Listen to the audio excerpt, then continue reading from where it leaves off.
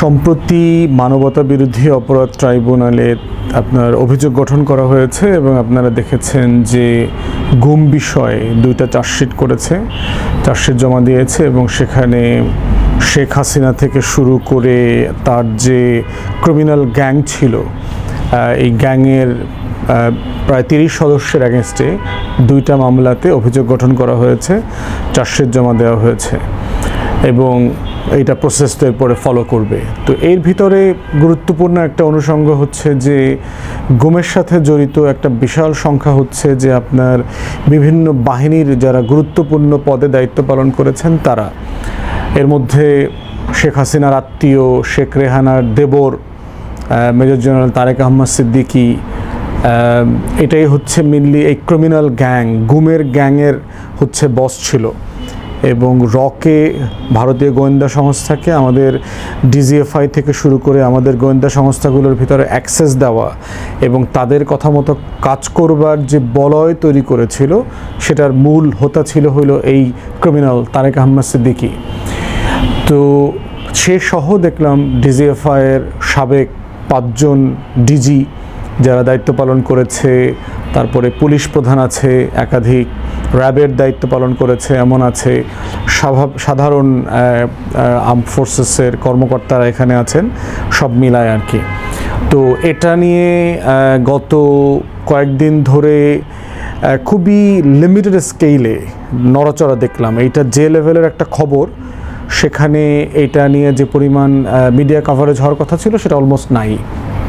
তো আজকে মেনলি 2টা বিষয় অনুষঙ্গ কাজ করা। একটা হচ্ছে যে এই চার্জশিট গঠনটাকে কেন্দ্র করে আমাদের সশস্ত্র বাহিনীর ভাবমূর্তি, আমাদের আইনশৃঙ্খলা বাহিনীর ভাবমূর্তি, এইটা একটা বিষয়। দ্বিতীয়ত হচ্ছে গণমাধ্যমের রোল। তো প্রথম বিষয়টা নিয়ে কথা হচ্ছে যে এইটা একটা জাতি হিসাবে আমাদের জন্য কত লজ্জার যে এই একটা রাষ্ট্রের গুরুত্বপূর্ণ সকল বাহিনী প্রধান, সাবেক প্রধান অথবা গুরুত্বপূর্ণ সংগঠন বাহিনীর যারা সংস্থা আছে তাদের প্রধানদেরকে এই পর্যন্ত আসতে হয়েছে, তারা এত নিচে নেমেছে। সাবেক পুলিশ কর্মকর্তা, সাবেক পুলিশের আইজি তো কয়েকজন এখন জেলে আছে, র্যাবের সাবেক প্রধানরা এখন জেলে আছে, র্যাবকে তো আমেরিকার ট্রেজারি ডিপার্টমেন্ট থেকে স্যাংশন দেওয়া হয়েছিল 2-3 বছর আগে এবং তখনও আমরা বলেছি যে এগুলোকে অ্যাড্রেস করা দরকার, প্রয়োজনে এই বাহিনীটাকে ডিসমেন্টাল করে দেওয়া দরকার, বাতিল করে দেওয়া দরকার।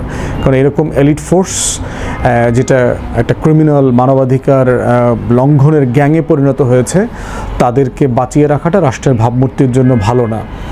এবং প্রয়োজনে আমাদের যে এপিবিএন আছে পুলিশের ভিতরে, এপিবিএন কিন্তু আপনার আর্মড এবং তার কিন্তু মিলিটারি স্টাইলের এলিট ট্রেনিং আছে, প্রয়োজনে সেটাকে আধুনিকায়ন করা যেতে পারে, মডার্নাইজ করা, আপ টু দ্য মার্ক নিয়ে আসার জন্য যা যা করণীয় সেটা করা দরকার।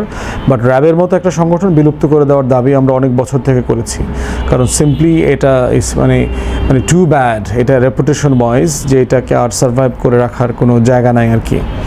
তো সেখানে আমাদের প্রত্যেকটা বাহিনীর ভিতরে আমাদের পুলিশের প্রধান হিসেবে বর্তমান আইজি, র্যাবের প্রধান হিসেবে যিনি আছেন, ওনারা সবাই জাতির উদ্দেশ্যে ক্ষমাও চেয়েছেন, কিন্তু দুঃখজনকভাবে অন্যান্য বাহিনী প্রধান, আর্মড ফোর্সেসের বিভিন্ন বাহিনী প্রধান, পার্টিকুলারলি ডিজিএফআই, এনএসআই, এদের যারা দায়িত্বে আছেন তারা কেউ দেশের মানুষের কাছে এখনও ক্ষমা চায় নাই।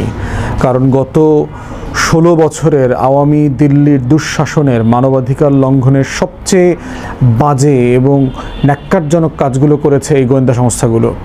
অথচ এই গোয়েন্দা সংস্থাগুলো, এই বাহিনীগুলো রাষ্ট্রের কত প্রয়োজনীয় একটা জায়গা এবং প্রায় আমরা বলতে শুনি যে তাদেরকে কেন বিচারের মুখোমুখি করা হবে। জিয়াউল হাসানের মতো একটা ক্রিমিনাল মার্ডারার, কিলার, এই সিরিয়াল কিলার, সে শত শত মানুষের খুনের সাথে জড়িত ছিল, পারহ্যাপস হাজার হাজার লোকের সাথে খুনের সাথে জড়িত ছিল এবং আরও যে 5 জন ডিজিএফআইয়ের প্রধান আছে, 4 জন দেখলাম তার ভিতরে ইতিমধ্যে কাজেও আছে, তাদেরকে এখনও কাজ থেকে সাসপেন্ড করা অথবা ডিসমিস করা হয়েছে কিনা সেটা আমি জানি না আর কি। এবং এর ভিতরে অনেকেই ইতিমধ্যে সেনাবাহিনী এবং গোয়েন্দা সংস্থার মাধ্যমে দেশ থেকে পালিয়েছে। তারা অ্যাক্টিভলি বাংলাদেশ রাষ্ট্রকে বিচারের মুখোমুখি করবার জায়গায় দাঁড় করিয়েছে। যে যারা মানবাধিকার লঙ্ঘন করেছে, যারা গুম, খুন, গণহত্যা, মানবতা বিরোধী অপরাধ, জেনোসাইডের সাথে জড়িত, সেই মানুষগুলোকে বিচারের মুখোমুখি না করে তাদেরকে দেশ ছেড়ে পালাতে বাধ্য করেছে।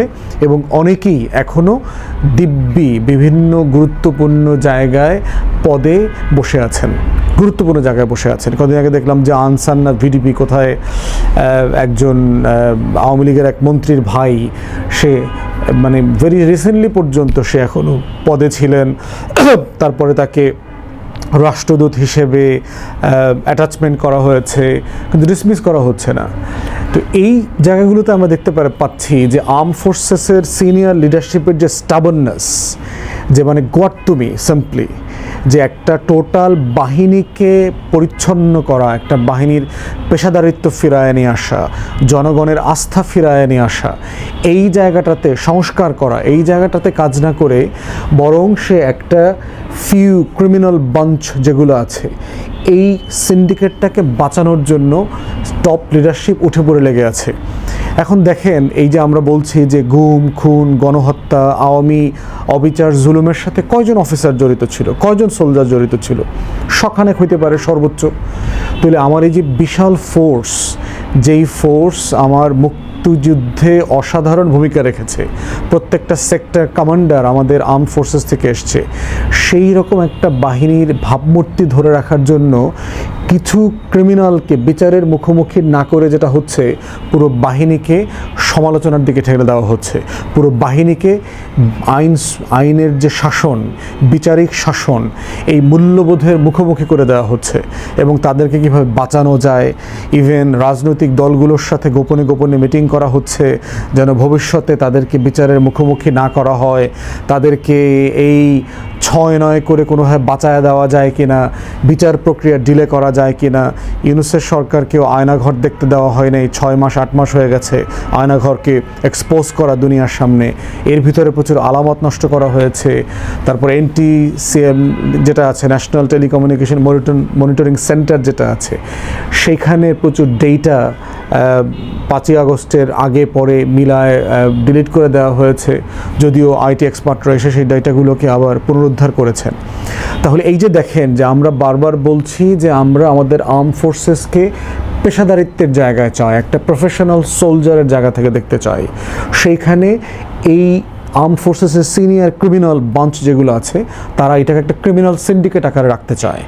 অতএব এই যে জনগণের মুখোমুখি করতে চাচ্ছে এবং আমাদেরকে হুমকি দুমকি দেয় বিভিন্ন জায়গা থেকে, যে দেখে নেওয়া হবে, দেখবো তো, নির্বাচন করবেন, দেখি না কয় ভোট পায়। মানে এখনও দেখেন, তারা যেহেতু ইলেকশন ইঞ্জিনিয়ারিং করে, তারা আমাদেরকে হুমকি দিচ্ছে আগামী ফেব্রুয়ারিতে আমাদেরকে নির্বাচনে হারায় দিবে, সেই এরকম ইঞ্জিনিয়ারিংয়ের হুমকি দিচ্ছে। এবং তারপরে তো গুম, খুন, অ্যাসাসিনেশনের হুমকি আছে, দিব্যি নাইক করে দেবে, রোড অ্যাক্সিডেন্টে মারা যাবে, খুঁজে পাওয়া যাবে না। এর সাথে এসালম, হাসিনার আওয়ামী গ্যাং, এর বিদেশি গোয়েন্দা সংস্থার গ্যাং, সবাই মিলে এই হুমকিতে যোগ দিয়েছে। তো এখন সেটা তো আর আমরা কখনোই বদার করি না। তো এখন বিষয় হচ্ছে, আমরা সিম্পলি দুটো জিনিস চাই আর্ম ফোর্সেস থেকে, দয়া করে ব্যবসা বাণিজ্য বন্ধ করেন, জাস্ট বি সোলজার। আমাদের যে এই যে মানে মানে মানে বাল্ক সোলজার, আমার সিপাহী, আমার জওয়ান, আমার জুনিয়র অফিসার এবং অধিকাংশ সিনিয়র কর্মকর্তা, ক্রিমিনাল অংশটা খুব ছোট, এই পুরো অংশটাকে আমি আসলে পেশাদার হিসেবে দেখতে চাই, সংস্কার দেখতে চাই। যেই সোলজার, যেই অফিসার, যেই ফোর্স নিয়ে I can be really proud of, আমি সারা দুনিয়াতে বুক ভরে গর্বিত হতে পারবো, সেরকম সোলজার দেখতে চাই। আমার সোলজাররা, আমার অফিসাররা মুরগির ডিমের ব্যবসা করে, আটা, রুটি, চিনি, ডিম, গরু ছাগলের ফার্মের ব্যবসা করে, মধুর ব্যবসা করে, মানে ওটা হাস্যকর হয়ে গেছে। এবং তাদেরকে দেখা দেখি এখন বিজিবির ব্যাংক আছে, পুলিশের ব্যাংক আছে, তাদেরও আবার হাউজিং অ্যাসোসিয়েশন, মানে টোটাল ফোর্সটাকে একটা ডিসফাংশনাল স্টেট ফোর্স আকারে দিচ্ছে, যেখানে একটা সভরেন ফোর্স থাকতে হবে, ডেডিকেটেড এবং প্রফেশনাল। সেই জায়গায় আমরা দেখতে চাই। ফার্স্ট হচ্ছে, দয়া করে ব্যবসা বাণিজ্যগুলোকে প্রাইভেটাইজ করে দেন। এটা সরকারের সাথে আলোচনা করে এটা প্রাইভেট সেক্টরে চলে যাবে। আপনাদের যে ওয়েলফেয়ার ফান্ড দরকার হয়, সেই টাকা রাষ্ট্র দেবে। আমরা রক্ত বেচা এই দেশের 20 কোটি মানুষ আপনাদের জন্য টাকা দিব। যেন আপনাদের সোলজার, আপনাদের অফিসাররা ভালো থাকে, নিরাপদে থাকে, বেস্ট ট্রেনিং ম্যাটেরিয়ালস পায়, বেস্ট আর্মামেন্ট পায়, বেস্ট যুদ্ধ জাহাজটা পায়, বেস্ট যুদ্ধ বিমানটা পায়। সেটার জন্য এই দেশের মানুষ রক্ত বেচে দেবে, বিশ্বাস করেন এটা করবে। আপনাদেরকে কথা দিতে হবে, আপনারা প্রফেশনাল হয়ে যাবেন, আপনারা দিল্লির গোলামি করবেন না, আপনাদের লিডারশিপ আওয়ামী লীগের দালালি করবে না, কোনো না কোনো ফর্মে এখন রিফাইন্ড আওয়ামী লীগ, ভদ্র গোখরা সাপ, রিফাইন্ড সাবের হোসেন চৌধুরী, রিফাইন্ড সোহেল তাজ, রিফাইন্ড শারমিন শিরিন চৌধুরী, এই রিফাইন্ড আওয়ামী জাতীয় পার্টি পুনর্বাসনের রাজনীতি করবেন না। দয়া করে এখান থেকে দূরে থাকেন, রাষ্ট্রটাকে রাষ্ট্র হইতে দেন। সিম্পলি আমরা এই দুইটা জিনিস আপনাদের কাছ থেকে চাই। আপনাদের এই গত 16, 17, 18 বছরে যারা মানবাধিকার লঙ্ঘন করেছে, ক্রিমিনাল অফেন্স করেছে, এই ক্ষুদ্র সংখ্যাটাকে গ্রেফতার থেকে বাঁচানোর চেষ্টা করিয়েন না, তাদেরকে বিচারের মুখোমুখি করতে দেন। এটার মধ্য দিয়েই আপনাদের ইনডেমনিটি হবে, এটার মধ্য দিয়েই আপনাদের কলঙ্ক মোচন হবে, এটার মধ্য দিয়েই হচ্ছে যে আমাদের শত শত শহীদ সেনা জওয়ান এবং কর্মকর্তার রুহের প্রতি যে মাগফেরাত কামনা করা, আমার পিলখানার 57 জন শহীদ অফিসারের প্রতি মাগফেরাত কামনা করা হবে, যদি এই ফোর্সটাকে আমরা দেশপ্রেমিক বানাতে চাই। দ্বিতীয় যে আসপেক্টটা সেটা হচ্ছে যে আপনার গণমাধ্যমের ভূমিকা।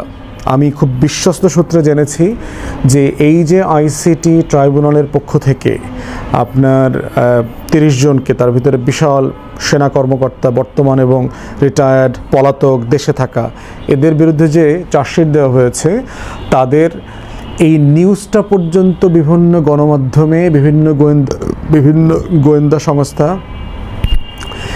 গোয়েন্দা সংস্থা গত আমলের মতো ফোন করে করে নিউজ নামায় দিতে বলছে, নিউজ যেন না করে এই ব্যাপারে বলেছে। এবং গত 2-3 দিনে দেখলাম, আমরা যারা রেগুলার টেলিভিশনে যাই টকশোতে, কোনো প্রডিউসার এই বিষয়টা নিয়ে টকশোর টপিক ঠিক করেন নাই, কোনো প্রেজেন্টার এইটা নিয়ে আলোচনা করেন নাই। এবং আমরা জানি এগুলোতে গোয়েন্দা সংস্থার হাত আছে, হুমকি আছে। তাহলে আপনারা কি আসলে বদলাইছেন?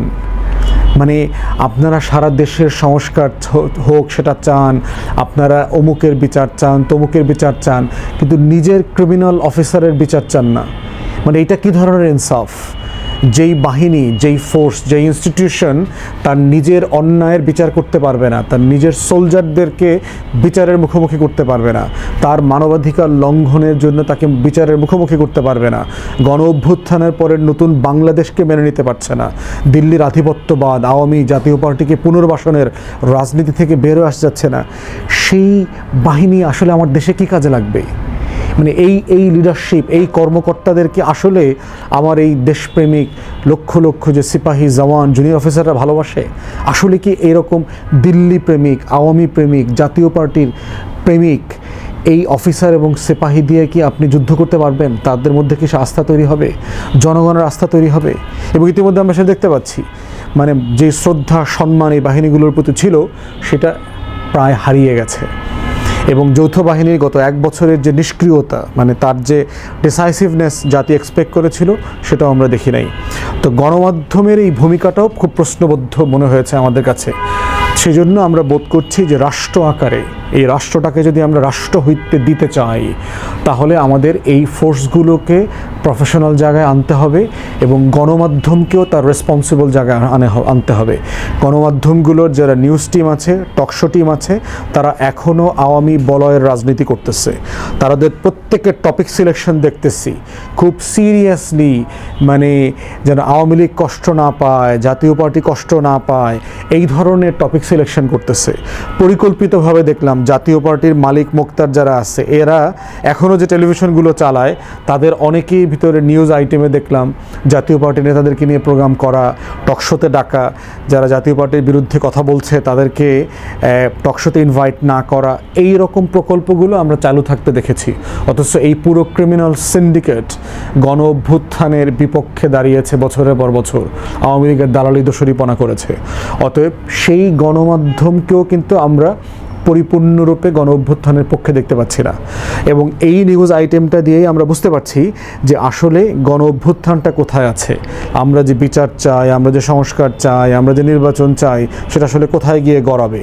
এবং সেই জায়গাতেই আমাদের বক্তব্য হচ্ছে আগামী নির্বাচনে এই সংস্কার এবং এই বিচারকে কেন্দ্র করে আর একটা 111 ঘটানোর চেষ্টা করা, একটা ইলেকশন ইঞ্জিনিয়ারিং করা, যেই দল তাদেরকে ইনডেমনিটি দেবে, তাদেরকে অ্যামনেস্টি দেবে, এই ধরনের চিন্তা যারা করতে পারবে তাদের সাথে যারা ডিল করবে, তাদেরকে জিতানোর চেষ্টা করবে, বাকিদেরকে হারানোর চেষ্টা করবে, এই ধরনের আলোচনাগুলো চলছে।